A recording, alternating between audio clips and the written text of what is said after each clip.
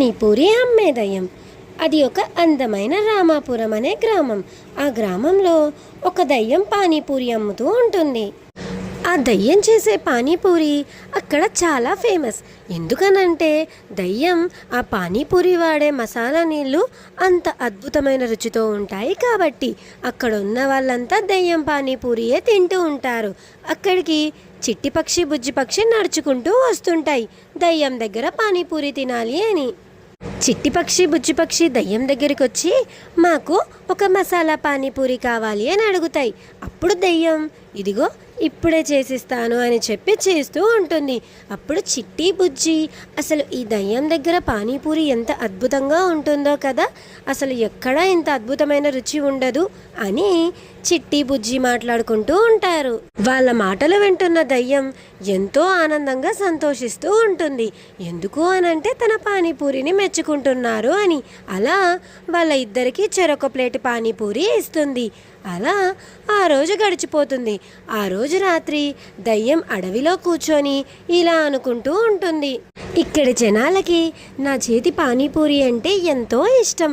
ఇక్కడ నా చేతి పానీపూరిని కొట్టేవాళ్ళు ఎవ్వరూ లేరు, ఎవ్వరూ రారు అని దయ్యం అనుకుంటూ ఉంటుంది. నన్ను మించిన పానీపూరి అమ్మేవాళ్ళు ఎవరూ రాలేరు అని.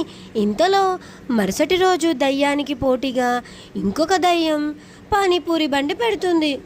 దయ్యం ఆ పానీపూరి బండతన్ని చూసి ముందుగా ఏమీ అనదు. ఎందుకు అంటే ఎలాగో తన పానీపూరి రుచిగానే ఉంటుంది, వాడి దగ్గర ఎవ్వరూ తినరులే అని నమ్మకంతో ఉంటుంది దయ్యం. దానివల్ల వాడు పానీపూరి బండి పెట్టినా కానీ కొంచెం కూడా భయపడదు. జనాలు ఎలాగైనా నా దగ్గరికే వస్తారులే అని దయ్యం ఆనందంగా సంతోషంగా ఎంతో ధైర్యంగా ఉంటుంది. ఇంతలో చిట్టి పక్షి బుజ్జి పక్షి కొత్తగా ఎవరో పానీపూరి బండి పెట్టారు కదా, ఇక్కడ ఇంకా రుచిగా ఉంటుందేమో అని చెప్పి అతని కొత్త బండి దగ్గరికి వెళ్తారు. వాళ్ళు అతని కొత్త బండి దగ్గరే 2 ప్లేట్లు పానీపూరి చెప్పి కొనుక్కొని తింటూ ఈ పానీపూరి చాలా అద్భుతంగా ఉందని కూడా మెచ్చుకుంటారు. దాంతో దయ్యం ఉసూరమని బాధపడుతుంది. అలా బాధతో ఆ రోజు ఇంటికి వెళ్తుంది. ఇంటికి వెళ్ళిన దయ్యం అడవిలో కూర్చొని ఇలా ఆలోచిస్తూ ఉంటుంది, నా పానీపూరి వ్యాపారం పడిపోవడానికి వీల్లేదు. నేను ఎలా అయినా సరే ఒక కొత్త రుచితో పానీపూరి జ్యూస్ని చేస్తాను. దాంతో జనాలందరూ మళ్ళీ నా పానీపూరియే తినాలి, నా దగ్గరికే రావాలి అని దయ్యం మరుసటి రోజు ఒక అద్భుతమైన రుచితో ఆ పానీపూరిలోకి వేసుకునే రసాన్ని తయారు చేస్తుంది.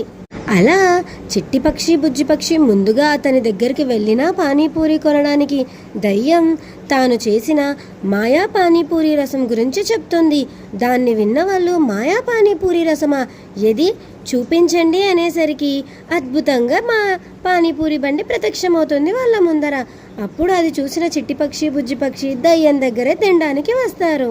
అలా దయ్యం చేసిన పానీపూరినే మళ్ళీ ఒక ప్లేట్ అడిగి తీసుకుంటారు. దాన్ని తిని ఇది చాలా అద్భుతమైన రుచితో ఉంది, చాలా బాగుంది అని దయ్యాన్ని మెచ్చుకొని అక్కడి నుంచి వెళ్ళిపోతారు.